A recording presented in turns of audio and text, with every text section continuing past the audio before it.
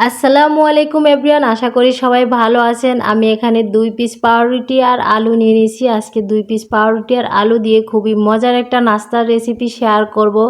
আমি ইউটিউব দেখে এই নাস্তাটি বানিয়েছিলাম। আসলে শেষ পর্যন্ত বানাতে পারলাম কিনা ফুল ভিডিওটা দেখার অনুরোধ রইল। ফুল ভিডিওটা দেখলেই বুঝতে পারবেন, অনেক কিছু জানতে পারবেন। আর আপনাদের সাথে আজকে কিছু নাস্তার টিপস আপনাদের সাথে শেয়ার করব, খুব সহজেই বানাতে পারবেন। আসলে এটা যত সহজে নাস্তাটা বানানো যায় তত সহজে কি বানানো যায় কিনা সেটা দেখার অনুরোধ রইল। এখানে আমি আলু সিদ্ধ করে নিয়েছিলাম, আগেই মেশ করে নিলাম আলুগুলাকে। এখন এটার ভিতরে আমি দিয়ে দেব 2টা ডিম গ্রেটারের সাহায্যে গ্রেট করে।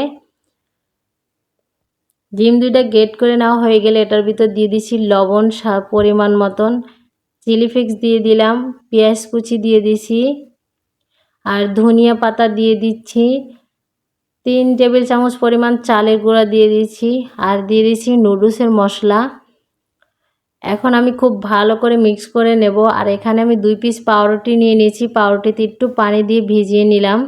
এখন ভালো করে কিন্তু মিক্স করে নিতে হবে সব কিছু।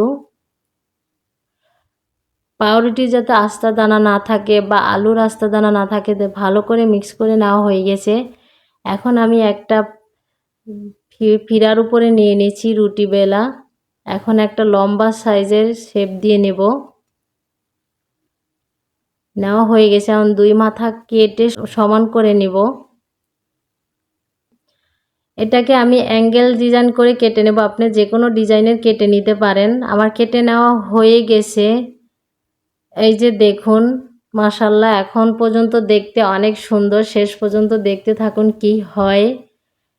মানে আমি শেষ পর্যন্ত নাস্তাটা খেতে পারবো কি না সেটা আসলে বলতে পারতেছি না। শেষ পর্যন্ত ভিডিওটা দেখতে থাকুন আমার সাথে। আমি সব তেল কিন্তু হাই হিট আছে, গরম। আমি হাই হিটে দিয়ে দিলাম সবগুলা। আর এই যে দেখুন, নাস্তার ভিতর থেকে সব কিছু কিন্তু আস্তে আস্তে বেরিয়ে আসতেছে। মানে আমি বুঝতে পারতেছি না। এই যে দেখুন, আমি এখন এক পাশ যেহেতু হয়ে গেছে, এখন আমি উল্টে দিচ্ছি। মানে উল্টানো কিন্তু একদমই যাচ্ছে না, একদমই নরম। এই যে দেখুন, আমি উঠিয়ে নিয়েছি বাকিগুলো। আর এই যে আছে, মানে সবগুলা নাস্তা ভেঙে দলা হয়ে গেছে। আর আমার তেলগুলা নষ্ট হয়ে গেছে, খুবই কষ্ট লাগতেছে। মানে আমি বুঝতে পারি না যে এইরকম হবে। ইউটিউব দেখে নাস্তা বানানো, মানে ফুল রেসিপি তো শেয়ার করেই নাই, জাস্ট একটু শেয়ার করছে। মানে যেরকম দেখাচ্ছে ওই রকমই নাস্তাটা বানানো ট্রাই করছি, কিন্তু একদমই হয় নাই।